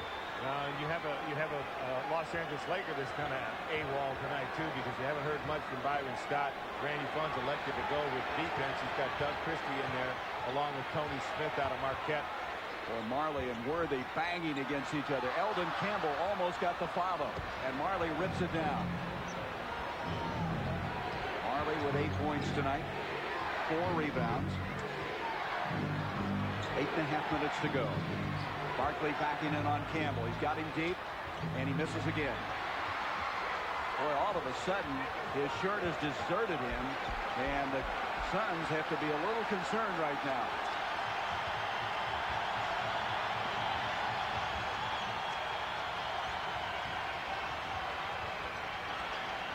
Oliver Miller trying to keep Eldon Campbell from taking it inside. Nice floating one-hander. And the Lakers are making a move now. That's 13 points for Campbell. It's a 3-point game. Well, I think at some point in time, the KJ factor is going to have to come into this basketball game. Well, he's getting ready to come in as you speak.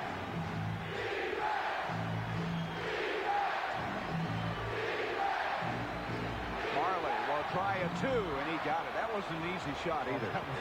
That was a downtowner on the move with a catch. No dribble, no rhythm. Nothing but net. He's in double figures with 10. 5-point lead for the Suns.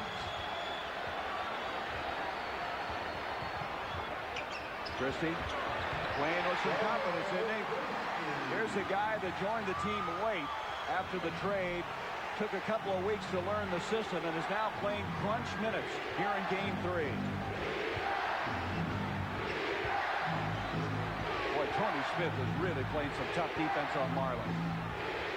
There's a little weave. Barkley 0 for 4, 0 for 5.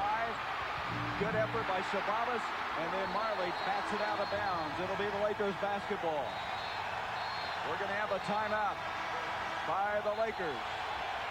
6:53 to go. The Suns by 3.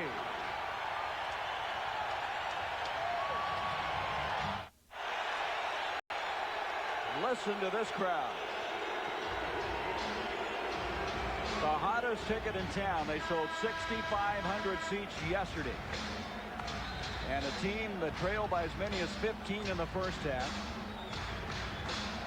was down at halftime 51-44, 85-76 after 3, within 3 points now, and Barkley 0 for 3 in this quarter, 0 for 5 in his last 5 attempts. And 8 for 22 on the night, and now spearheading what is becoming a very predictable offense for the Phoenix Suns.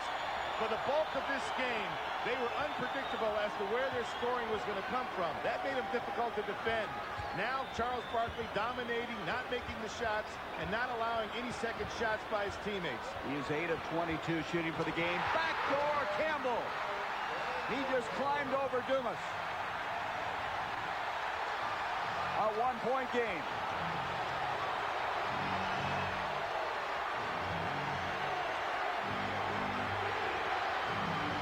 A 3 by Marley. Doesn't go. Campbell with the rebound. Look at Barkley with a steal. He tries a reverse. Blocked, and he's fouled. That's a heads-up defensive play by Charles Barkley, and comes at a crucial time for this Phoenix team. Let's watch this backdoor to Campbell. Well, that's one of the favorite plays of the LA Lakers. After timeouts, they throw lobs. I mean, your preparation from the other side, on the Phoenix side, should be each time your players leave the timeout, when you're playing the Los Angeles Lakers, you should always give them an admonition. Look out for the lob. Look out for the lob. That foul on Campbell was his 4th as Barkley hits a free throw. The last time the Lakers led in this ball game was 24-23. They were within 1 before that last free throw.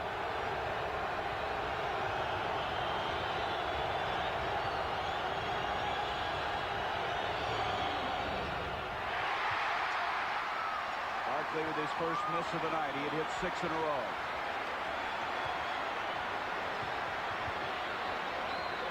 What confidence Randy Funn has on Doug Christie, letting him play right now and handle the ball. Christie's going to try a 3. Campbell high into the air, stripped by Barkley. Barkley finds Miller. Miller will stuff it, and Barkley's made 2 big defensive stops. If you don't shoot well, help your team in another way. Well, the pride of Charles Barkley should never be questioned. Charles Barkley saying, hey, I'm not getting the ball in the basket. I can do other things, and I'll do it. I'll carry you on my shoulder any way I can. 4-point lead now for Phoenix. D-Bots backing down. Again's got a deep, but they have help defense coming around. 4 seconds on the shot clock. 2. Smith can't get it. Bodies banging him. Miller has it. Both Barkley and Miller had double-team D-Bots on the baseline. Johnson pass to Dumas. Tough catch. Follow Barkley. Almost didn't get that one. And so the Suns now momentarily have fought off the Lakers. 25 points for Charles Barkley. And the Suns, who had it cut to 1 a moment ago, now lead it by 6.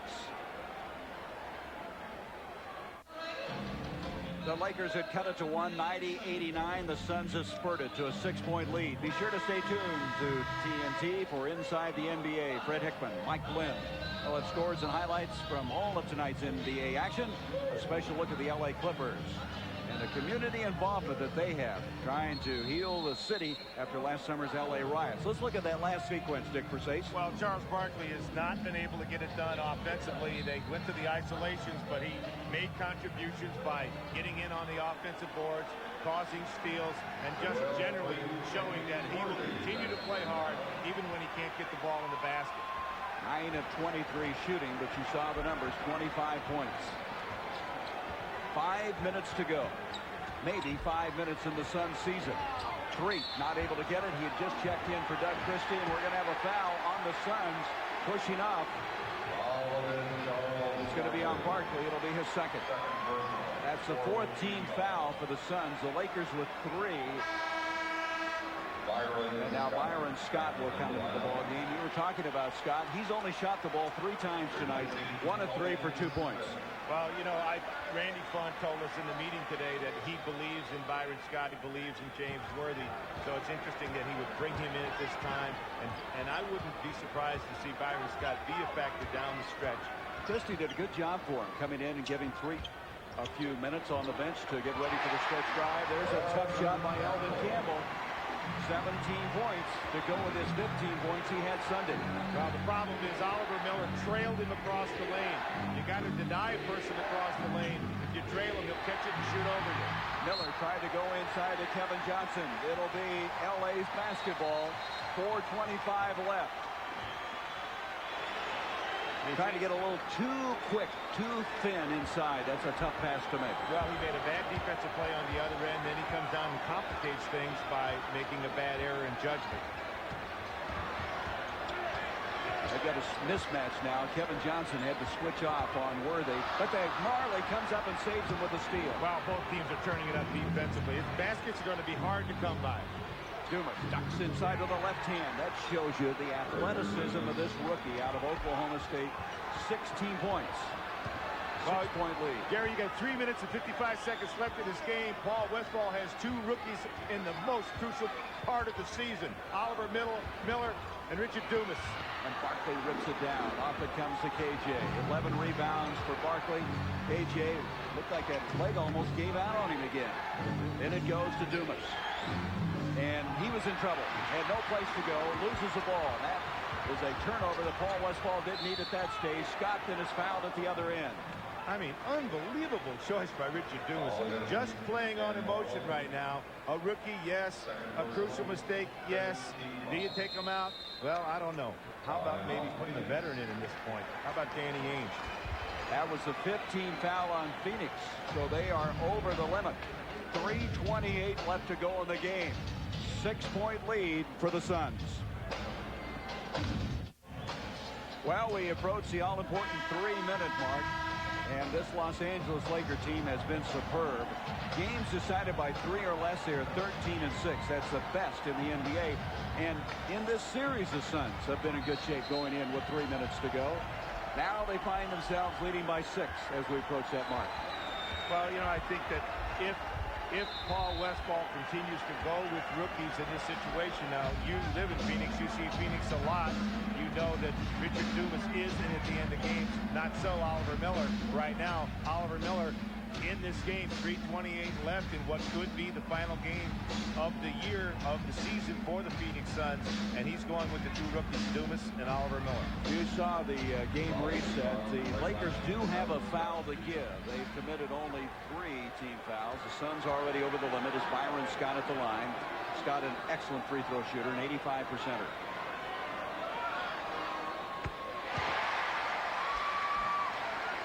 AC Green is out of the lineup right now, so it's Divac, Threet, Scott, Eldon Campbell, and James Worthy for Randy Funn. Johnson, Marley, Miller, Dumas, and Barkley for Paul Westphal.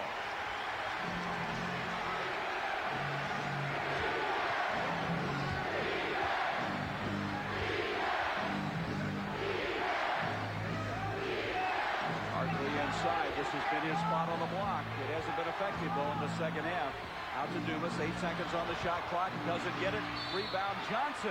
He got inside position on Eldon Campbell, and Campbell committed the foul. That's 5 on Eldon Campbell. Where did he come from? KJ inside. Well, they need all the help they can get. That's a very small lineup that they have out there. The Lakers have a huge front line. They got Worthy, Divac, Eldon Campbell. So they have no fouls to give now. That was a 4th team foul against the Lakers, and the rookie Oliver Miller gets a very pressure-packed shot. I mean, this is incredible. Crunch shots taken by rookies. Dumas took the last one. KJ kept it alive with a rebound. Now Oliver Miller comes back. Oliver Miller with 9 points. He and Divac tangle up. Divac goes across, and Jess Kersey says no, wave off the basket. He's going to call a foul on Miller as they came across the paint. That'll be 5 on Oliver Miller. Divac will go to the line. Lottie, 5 of 6 from the stripe tonight. 99-94, 2:40 to go. AC Green will come back in now. And James Worthy will check out. You see the foul difficulty. Miller with 5. Campbell with 5. Lakers just got bigger, just got quicker. AC Green in for James Worthy. Miller with the rebound, and the Suns now with 2:37 left. Trying to get this to game 4.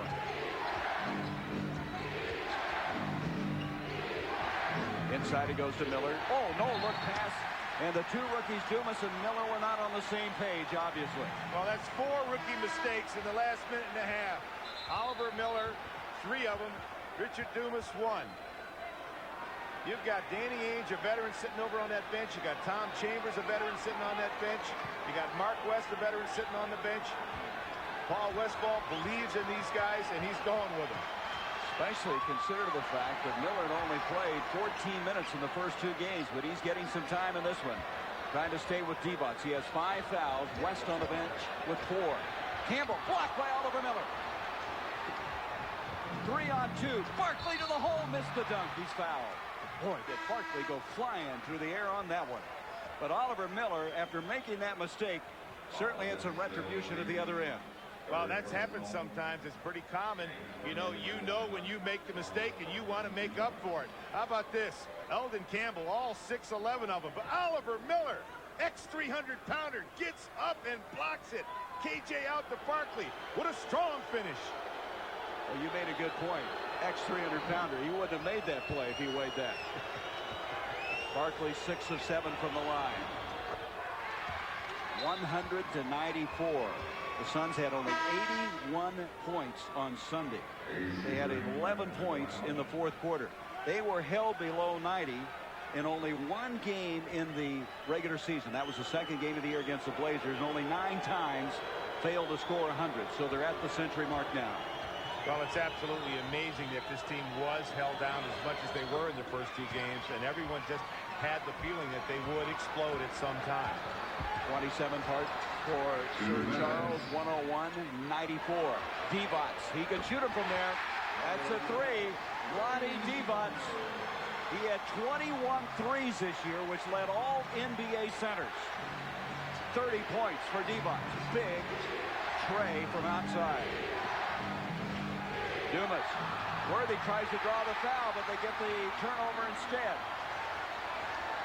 Minute 40 left. 4-point lead for Phoenix. Threet looks over to Randy Funn. They've got the play call. Divac wants another one. Threet with a three. 2 in a row.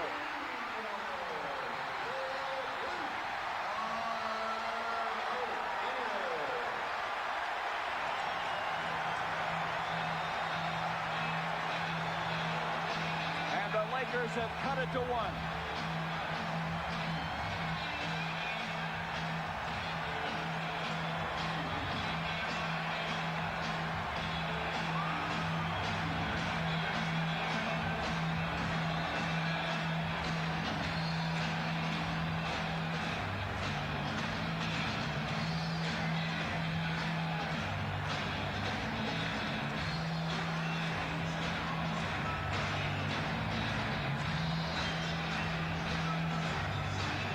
So we have Phoenix with 2 timeouts remaining. They have a 22nd.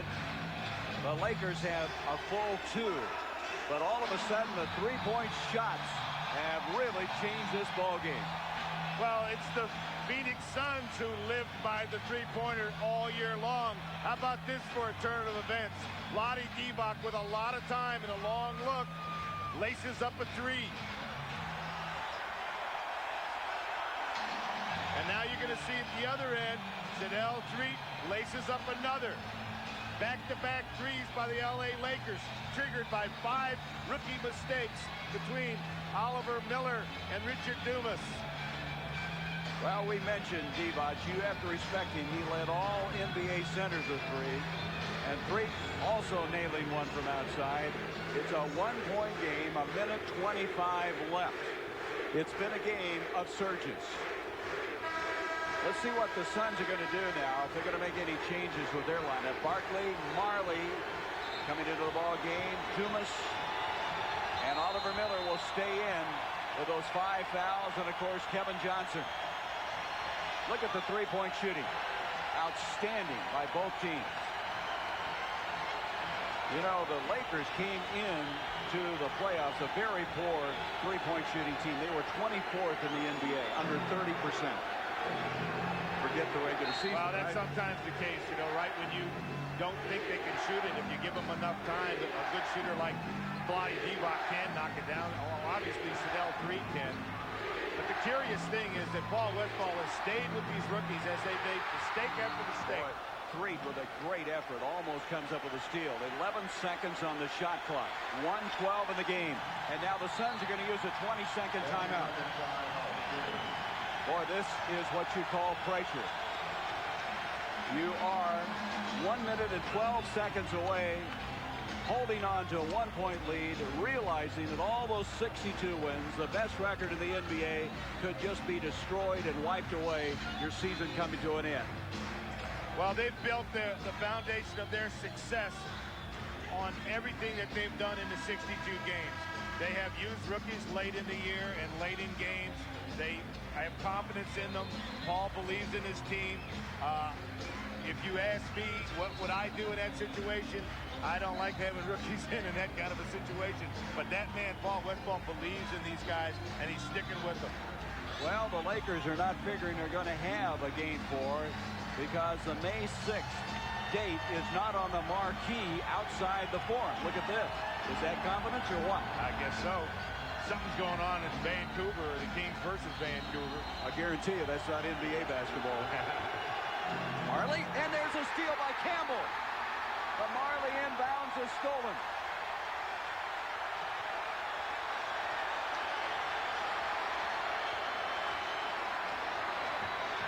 A double team and Miller comes up with a steal. Then he stepped out of bounds. It'll be LA's basketball. There will be 11 seconds on the shot clock. 58 game clock. We're going to have a timeout call. The Lakers call it. The Lakers now have 1 full timeout remaining. Phoenix with 2. Boy, that inbound. You know what that reminds me a little bit of? when the Suns lost to San Antonio this year, when Marley couldn't get the ball inbounded and ended their 14-game winning streak way back in December. Ernie Johnson, let's go back to you. Take a break here from the forum. Yeah, you guys take a breath. What great stuff here. I guess Vlade Divac's on the verge of a triple-double, points, rebounds, and stitches. What a night he's had. Ernie, it's unbelievable. No matter what happens to the Lakers in this game, Phoenix knows that they're for real, and they played sensational. Divac has had an unbelievable basketball game. Lakers still have a shot at a sweep here in the first round. The only other one happened in the Chicago-Atlanta series. Let's take a look at what happened at the Omni tonight. Michael Jordan, I don't know what he told you, Hollins, but you liked it. Michael said, I want a ref, too. He's done everything else. He did tonight. Also turned his ankle and caused a lot of concern. Left the court, came back 4 minutes later, and was good as new. 14 of his 39 points came after that return. The feed from Scotty Williams takes a club on the head, still goes in. And then he's going to wear out Stacey Augmon from three-point land late in the game and come down and tell Stace all about it. 98-88, Chicago winner by 10 in Game 3. The Bulls with the sweep. Let's go back to the Great Western Forum. Gary and Versace. No fouls to give either. 101 to 100. Los Angeles with a timeout. 58.3 seconds. 11 seconds remaining on the shot clock. No fouls to give. And the scenario once again, if you've just joined us, the Lakers win. They will pull the biggest upset in playoff history. They'll close out this best of 5. If the Suns hang on, they will move the game forward Thursday. Here we go.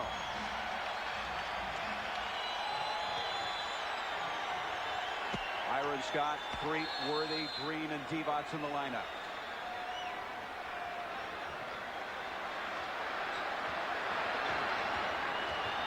Seven seconds on the shot clock. You see it on the screen. Worthy is wide open. Pops, doesn't get it. Miller rips it down. And he is contested for that. And you're going to have a foul on Divac, who stayed after him and committed the foul. So Miller came down with another big defensive board. Why would you foul 82 feet away from your basket? That's the 5th foul on Divac. And now Miller, as a rookie, being sent to the line. He is 1 of 2 thus far from the free throw line. I tell you what, Gary, I'd make him earn a basket in that scenario. Boy, he didn't take a lot of time with that. He just went up and pumped it through. One thing about Miller, he hasn't acted like a rookie this year. He has a very unusual demeanor for a guy his first time around the league. Well, when he was in Arkansas, I always felt that he was a rather mature player on the floor physically and emotionally and mentally. However, he always had the weight problem, and it was a barometer of maybe the fact that he wasn't. 3-point game. You see the time remaining. 3 trying to shake KJ. Out to Divac. A 3 on the way by Divac. Short. Marley with a rebound. Suns now need to take some time off the clock as Marley then is fouled by A.C. Green as he breaks up the floor. And Westfall's team with a 3-point lead just outside 26 seconds left in the game.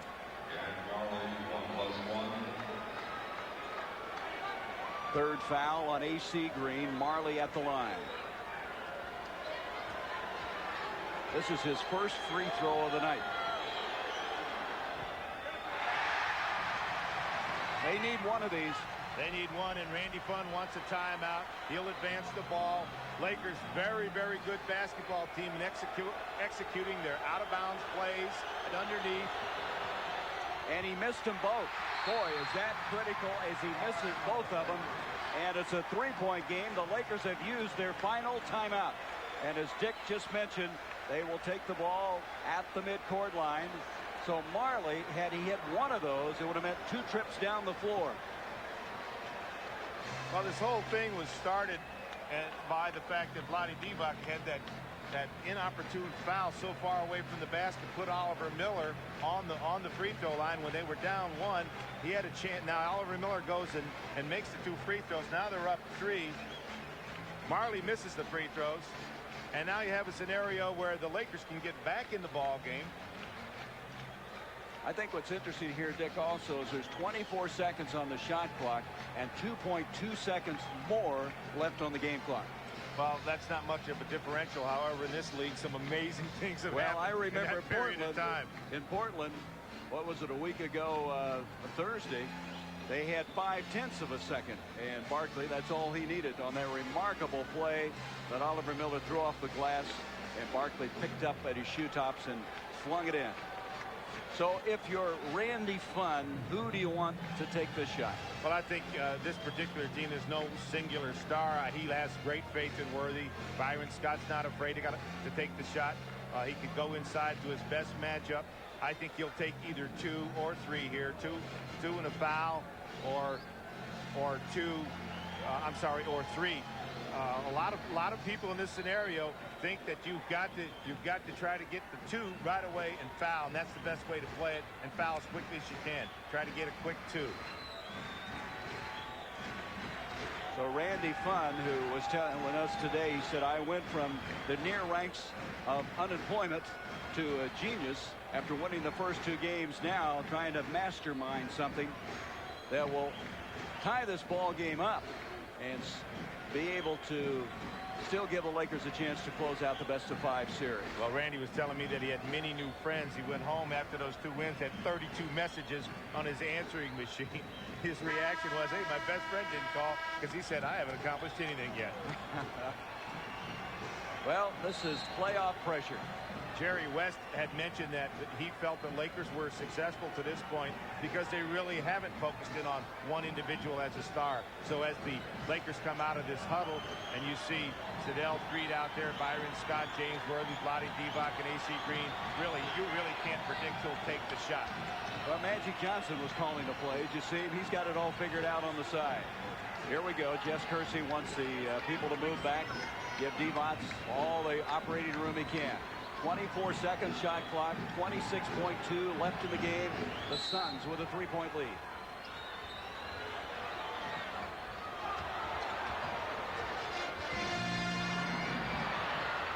Inside it goes to Scott. There's the 2 that you were talking about. A 1-point game. Dumas needs some help. Gets it into Ainge. Very quick pass by Ainge. And as he breaks up the court, Green made the foul. Do you realize how quickly Ainge avoided the trap in the corner? That was a remarkable pass. That was a great play, and that's why you want to have a veteran in the game in these situations. Another interesting thing was on the inbounds play when AC Green collected the ball. He didn't see it because he had his back to the basket. No one was matched up with him. Great execution on the out-of-bounds play. He could have taken the ball to the basket and dunked it. A moment ago, Marley shot his first free throws. Now Dumas will shoot his first of the game. Miller hit his 2. The veteran Marley missed his 2. What will Dumas do? Well, Dumas has a lot of weight on his shoulders, but he's been a pretty cool customer all season. Obviously, Paul Westphal has great confidence in this young and talented rookie. First one's there. Richard Dumas on the year shooting 71% from the line. 17 points. 2-point lead. 17.6 seconds left in the game. LA, by the way, has no timeouts remaining. That's what Fund is talking to Worthy about, is they can't call a timeout. They'll probably get the ball to Sedell Creed, have him push it up the floor. And Dumas delivers. 105-102. Green gets it to Divac. You see the time remaining. By not getting it to your point guard, you're eating up a lot of time here trying to get set up. Divac puts up a desperation 3, doesn't get anything, and with now just outside 8 seconds left, the Suns will inbound, and we have a foul on Byron Scott as he fouls Kevin Johnson. See, the Lakers on that inbound pass really should have had a play set up where the ball got into the hands of a guy who could create it. Instead, they get the ball in the hands of their 7-1 center. He takes his time trying to get the ball up the court. He can't make a pass, so he advances the ball and takes a very difficult shot and ends up being an air ball. Boy, I tell you, the Lakers could have used a timeout there. They did not have any, and that's what all that problem was about that you just alluded to. Kevin Johnson, 5 of 6 from the line. Normally, you cover these kinds of situations with situation practice or situation plays in practice. And one of those situations that you would practice is that you have no timeouts. This is what you need to do. You need to get the ball into the hands of your best ball handler so you can get it up and create. Well, they're starting to file out of the Forum, and they will return, it looks like, on Thursday night for Game 4 as KJ hits them both, and the Suns are able here to win their first game of this best-of-5 series. Sedell Threatt puts one up, and we have Game 4, and we'll be here to bring it to you on TNT as the Suns able to hang on and win this one 107-102. Barkley leading the Suns with 27 points, 11 rebounds, 18 points from Dumas, 17 from Kevin Johnson. The leading scorer was Divac, 30 points for the Los Angeles Lakers, and Sir Charles Barkley coming over to join us as the Suns are still alive. They're still very much in the picture as they'll go to game number 4 on Thursday. And here comes Charles. Charles put the headset on. I tell you what, you withstood him tonight. I tell you what, I love my teammates. They really helped me tonight. Tonight I was struggling with my shot. And they said, Charles, we won 62 games with you. If we go down, we're going to go down with you shooting. And I just kept finding up, and they kept giving me support. And we made the big plays defensively down the stretch. But I just want to say that about my teammates. I was struggling with my shot. But they just said, hey, if we go down, you're going to go down shooting us out of this. And I want to thank them for that. You know, Oliver Miller and Richard Dumas going to the line, both of them hitting those free throws. Well, those are big. I got a little worried when Marley missed his first 2. But he hung in there. Mason got some, he played great defense. But Oliver and Richard played well. Oliver was the player of the game tonight. He was tremendous. We did a better job on the boards. I don't know how many boards we had, but it was a lot of them. And he played great tonight. Charles, what's your reaction to the fact that Paul had all the rookies in late in the game in crunch time? Danny Ainge sitting on the bench, Tom Chambers sitting on the bench, Mark West sitting on the bench, stayed with those rookies even though they made 5 crucial mistakes down the stretch. Well, I tell you what, we did turn the ball over a lot to make it close. But you know what? One of the reasons we have not been playing well, we got our rookies a little too uptight. Paul says we led the league in turnovers for good teams. Let's turn it over, but have some fun and get this game speeded up. And he gave us great support. He's listening. Let me ask you one. Go ahead, Charles. He says, listen, we led the league in turnovers for good teams. I haven't seen one turnover or one play where you just seem like you're relaxed. And he told us to stick in there, and we hung in there. All right, final comment. You feel like finally getting this first win, the pressure, this huge pressure, the tightness is finally going to be gone now? Well, you know what? We said before the game, there's no more pressure on us. Everybody expecting us to be 3 and done. This definitely... We said, let's pack for 4 days, and we're going to be here for 4 days. So half done. We got one more to go. All right, Charles. Thank you, buddy. Thank you. Okay. And he is our Budweiser player of the game, Charles Barkley. The Suns go to Game 4. And Ernie Johnson, this was a special game.